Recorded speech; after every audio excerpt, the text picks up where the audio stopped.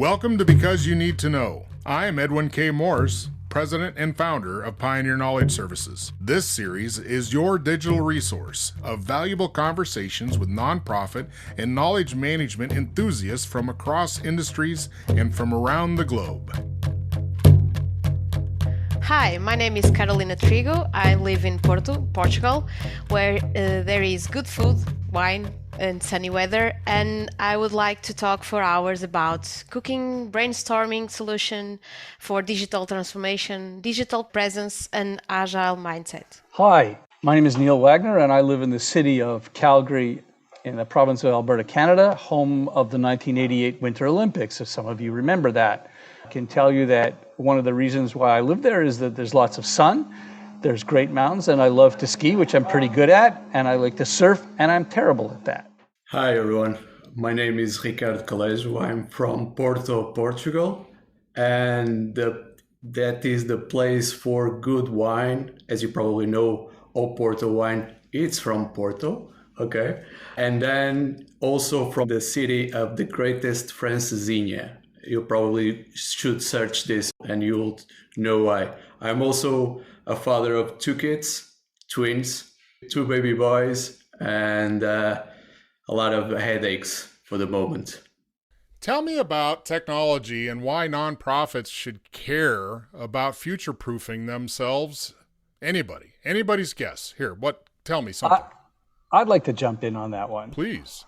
The world of the not-for-profit is a substantially different world than the for-profit world.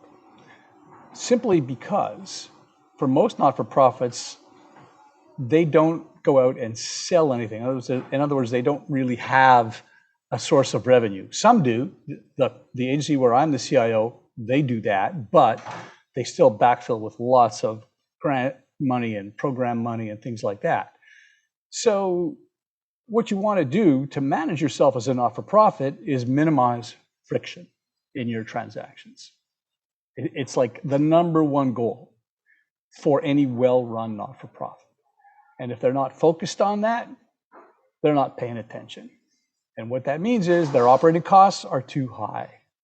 So that's the role of technology not-for-profits. We try and reduce friction wherever we can. The relationship that we have here in this conversation is a client and a service provider, correct? Correct. Yep. Now, as you've heard, Neil is the CIO of a very large nonprofit in Canada, and the other two folks on the call, our relationship is they're a service provider for your role as CIO. So can we talk about that? Can either one of you pick up the sticks here and tell us what is it you provide, in this case, for Neil?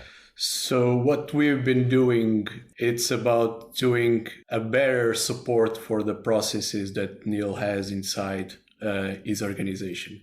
He challenged us to somehow sort the information around the intranet, okay? Where are all the processes and all the workflows needed for the execution, the daily execution, and that needs to be sorted in another way. And that is where we come in, and we try to help Neil to define these processes. Carolina here probably can talk a little bit better about that because she worked closely with Neil. Yes, in this case, we showed some solutions to see what can be done, to show what can be done in an internet, for example, a place where everybody goes and search every document they need. So in this case, a solution would be, in this case, it was an intranet, a Microsoft solution. Searching, for example, a document is very important nowadays.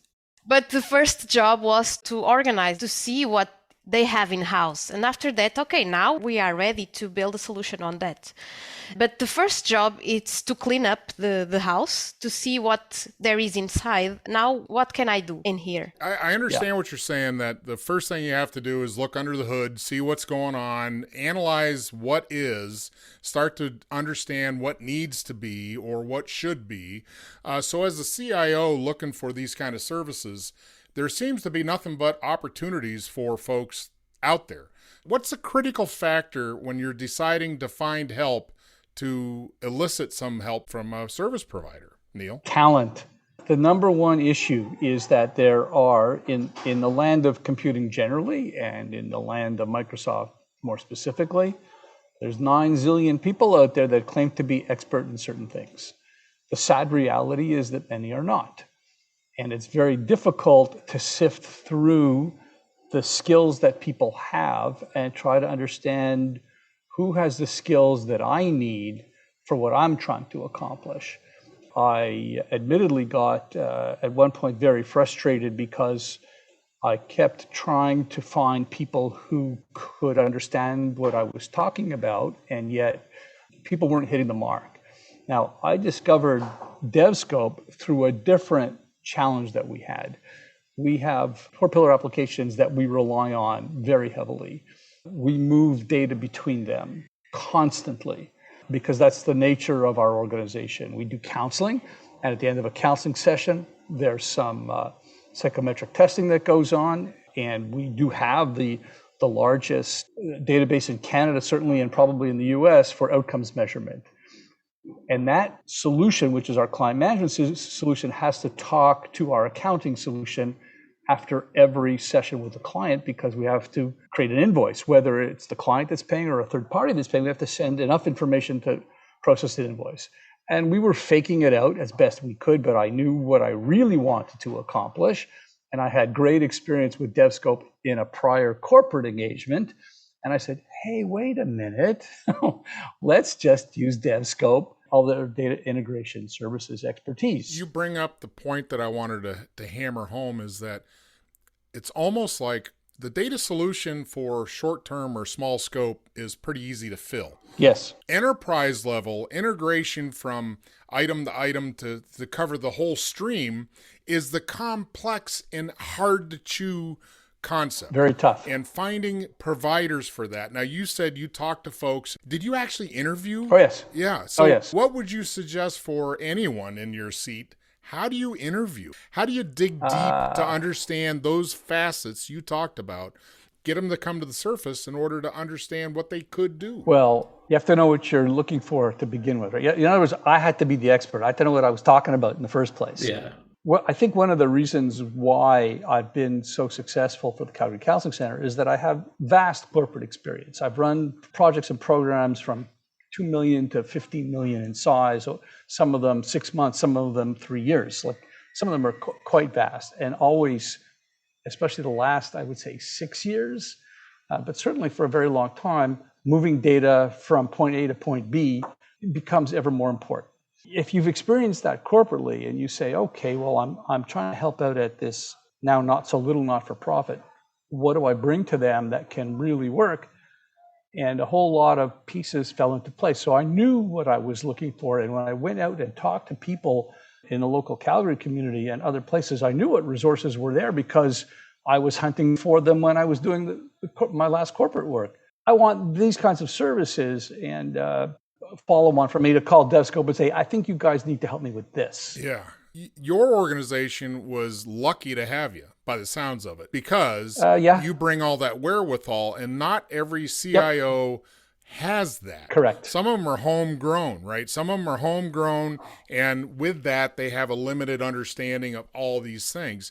Would it be advisable to get a third party to come in and trigger in your mess, as Caroline said, the Sorry mess. about that. And because not everyone's going to have fresh eyes to see beyond what they think they know. I would just add one thing, and for sure you told not everyone has the same eyes, for sure.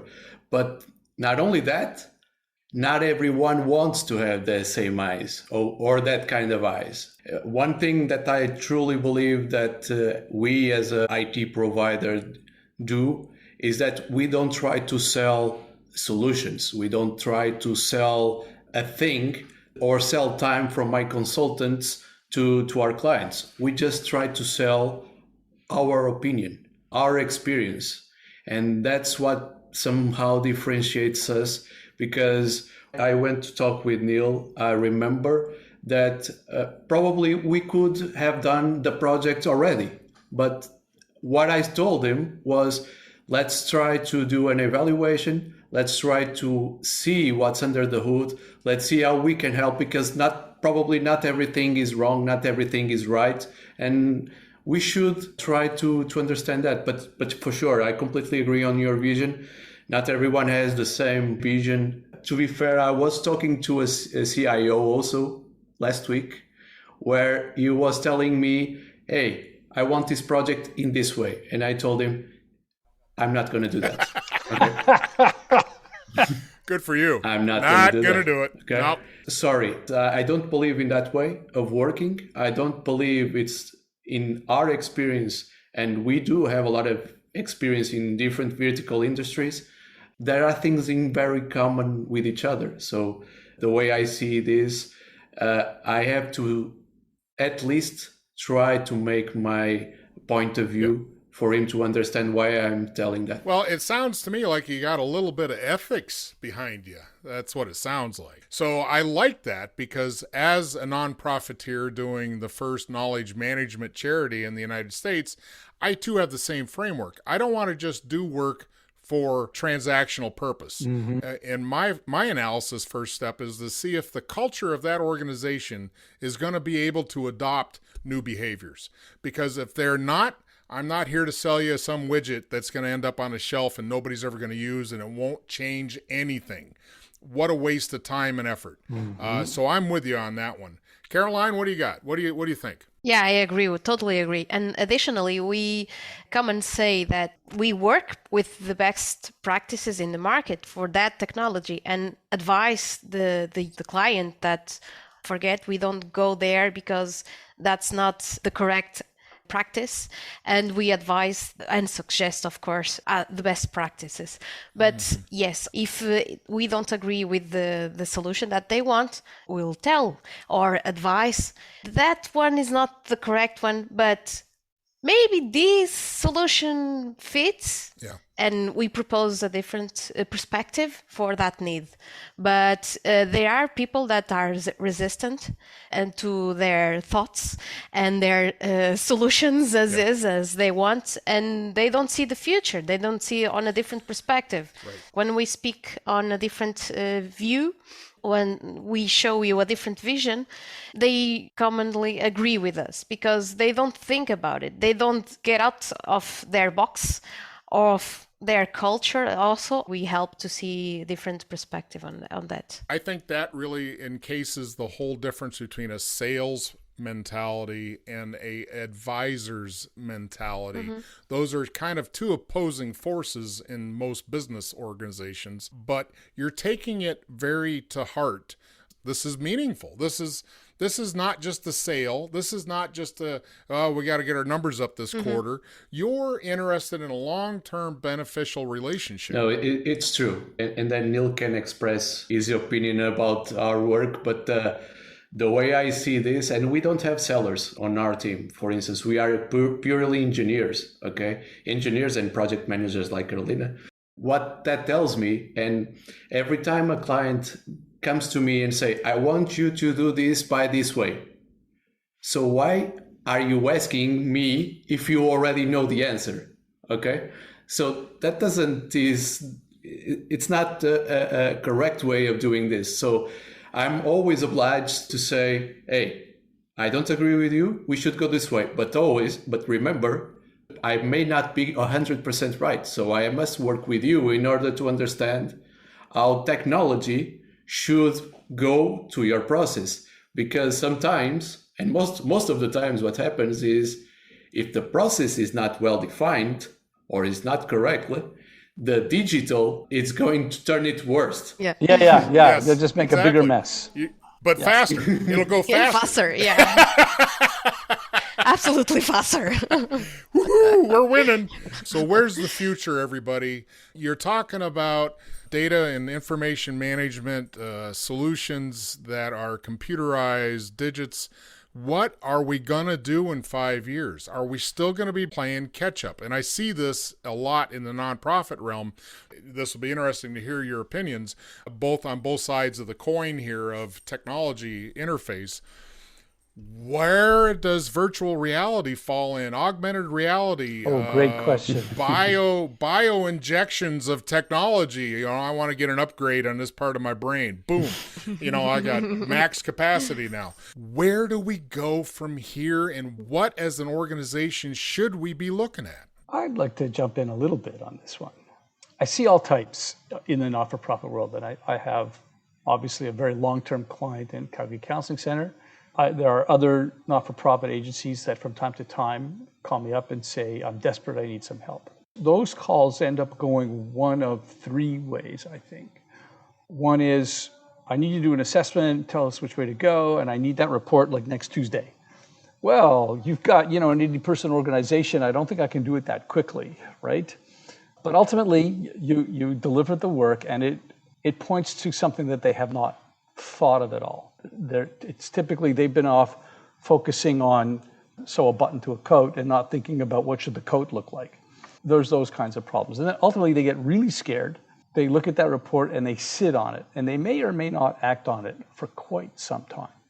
Most new technology applications for not-for-profits look really scary to those people, really scary.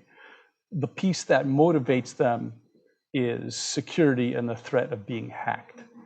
And on those clients that I've actually had to explain to them that they were sitting ducks, and it was amazing to me that they had not been hacked already. They moved pretty fast because they don't want to have to explain to their board that something went awry under their watch. But sometimes they do engage, and it goes very slowly, and it's a very difficult engagement most of the time because they have notions, as Ricardo pointed out, they have notions about what they want. They are typically, as you mentioned, Edward, a lot of guys kind of grew up into that role in that organization, but they are not really trained or have the experience to evaluate a full picture. And so they can really end up in a tough spot, right? Trying to re-educate themselves. Shooting themselves in the foot? It's a matter of getting themselves re-educated. How open a mind do they have to proceed? And then there's some that the third way is they listen, they engage, and they execute. And so it's one of those three things. When we talk about the future, I can tell you there are some phrases that drive me around the bend. So phrase one is, we need some AI. We need AI. And I'm like, AI what? We just need a robot. No, we just need AI. Just go get some. Or the other one, the one I hear constantly for Calgary Counseling Centers, we need an app. We need an app. Really? And what's it going to do? Well, I don't know. We need an app that we can sell. No, we don't need an app. In fact, out on the marketplace, there's a zillion exactly. Phone apps. And you know what? You know how much people buy into them? They use them for 15 minutes and they die away because that's not how you deliver service. But there is, I think, COVID opened up some unbelievable opportunities in exactly the space, Edwin, that you mentioned, and that is augmented reality. And in the counseling world, this is something that I have started to sort of dig a little deeper on because it has merit. And I'll tell you why. Up until COVID, everybody worked on site. Before March of 20, you could not find a counseling agency that was delivering services over Teams or Zoom. It just wasn't happening. And you heard all kinds of weird stories about why. Oh, privacy rules and HIPAA rules and they were all wrong. Right? All of them were wrong in their interpretation of what you could and could not do. I even heard from one potential client that they couldn't put their mail in Office 365 because privacy rules forbade that. Well, at Calgary Counseling, one of the things that we did was we made this ginormous shift from fully on-prem to 100% virtual through Teams in a 36-hour space. We sent everybody home, we trained them all up, and away we went. And the havoc that created in our back office systems is another story entirely, but we got through it. But Neil, can I ask you the question, why did you do it? Or it was only because of COVID? Partially. COVID was the final straw, but we were already looking at remote services because Alberta's a big place, bigger than most countries. People can't always come to your office. We were actually very, very successful in doing everything virtually. And then I began to wonder. So now we're talking about going back to work, and some people are going to start coming into the office, and some clients are going to come into the office. Where is the fit for a virtual reality for people to feel like they are part of something bigger? And where that really matters is there's a lot of group counseling that goes on. That's part of what Calgary Counseling delivers. And for a lot of clients, that's the thing for them. And they do very well with it. And for your listeners who remember the old Bob Newhart show with group sessions, which were hilarious, they're not like that. But nevertheless, it's pretty funny. What you're saying is the value is extracted and people see the evidence of. So it's not going to be an either or. It's going to be both. You know, that's the Correct. thing that it's Correct. going to be both. Yeah. You know, I am so over people the poor people that we're not connected like we used to be. Yeah, we don't live in a cave either. It's like, come on. It's not going to go back. It's going to continue to progress. Of course. The integration. Start imagining. Exactly. You put on a set of augmented reality goggles and you're in a group session. You're Are in you a group. kidding? Yes, that's fabulous. This is a big change, right? It is. I really look forward to trying that. And I got to convince our own staff that they want to try it. I got to get funding to get some, but I think it would be amazing. I think you're right. So as service providers, how are you guys going to do this? All right, what's the answer? Can we have this next week? How long? No. Maybe there is an app. Let's not invent the wheel, okay? On this. There's lots of tools out there. So as Microsoft partners, you're looking at HoloLens as the tool. What have we got? There are a lot of solutions. Obviously, Microsoft has its own solution with HoloLens. It has the solution from Metaverse also. You probably may know Teams is gonna, I believe, the next half of year. Okay, it will join and we'll have Metaverse avatars for people also. So you will be able to join with people live with their avatars, which is a funny thing because there was a software a few years ago, if you do remember, that already did that. You're not talking about Second Life. You're not talking about that was like 30 years ago. And you talk about a weird thing. That software still looks like it's 30 years old. But the concept, they were there. Yes. They were like, this is going to be the future. And everybody's like, They were visionaries. It's completely there. Yeah. And obviously things are going to change. This is only my perspective as a IT services provider, but I still believe that the remote is here to stay. It's changing everything in the world. I can now work for someone in the US, and that mentality is changing companies. And no visa restrictions. Yeah. Yeah, there is no restriction. You're right. I never even thought about that. You just magically circumvented the whole global issues of people and governments. Oh, Edwin, in my career, you cannot imagine how difficult crossing the border from time to time has been. Yeah. For you to understand that reality changed also for us, at least here in Portugal. Probably in the US, people may think that Portugal is a city from Spain, what they usually do, okay? But still, here in Portugal, we have a lot of talent in tech. And probably in Europe, we are very known for that talent. But that reality had not arrived yet to the US. But when COVID arrived, things changed completely. And then we had clients from Dubai, the US, Calgary. We are in the world. Yeah. And we cannot only think as a company because people are changing their shift. And people are leaving companies every day because they're seeing opportunities not right next door, but all over the world. Okay? Globally, yeah. But we are seeing local applications day by day. So imagine that tomorrow someone wants an app that there isn't at the Microsoft store or any store. They can quickly do an app with low code. Just dragging the boxes. For those in the no-code realm, you're basically saying from the old days of creating code to create a software application or software, now you can click and drag and drop and build mechanical pieces without having to know any code whatsoever. Yes. Low code, no code. well, it depends on the type of app that you are doing, but yes, you have that future. It's the approach, it's better and accelerates the delivery. Are we going to get to the point where Python operators and all these dudes that or gals that know software code, are they going to be looking for a job in 10 years because I don't need them anymore?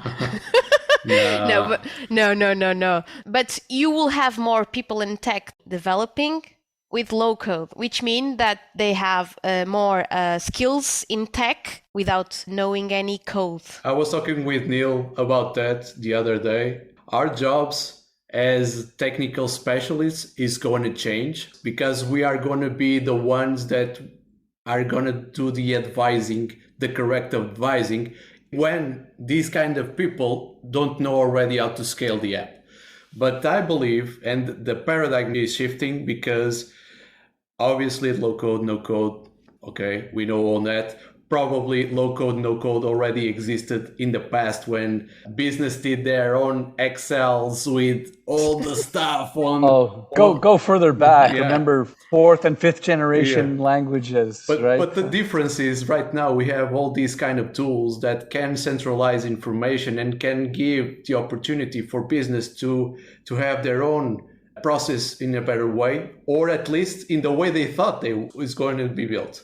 The way I'm hearing this, it gives organizations the opportunity to prototype and beta test something conceptually first before they commit. Is that a good way to explain that? It is. It is. And I'll take a real life example.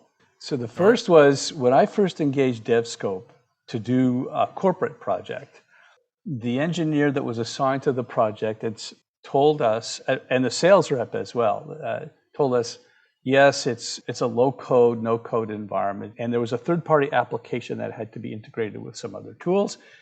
And the vendor of the third-party application kept telling me it would work. Just before we signed, because we really had misgivings about that vendor of that application, I said to him, if you end up coming to me in 2 months and telling me that you need X dollars for custom code, I'll be chasing you down the hallway with an axe. So...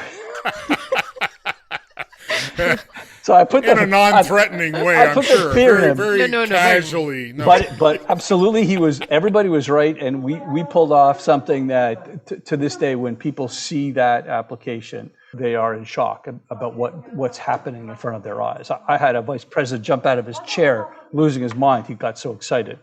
Now that's one aspect. The other is, we'll use Power App as an example because it's a good one. Anybody can learn the basics of Power App pretty quickly.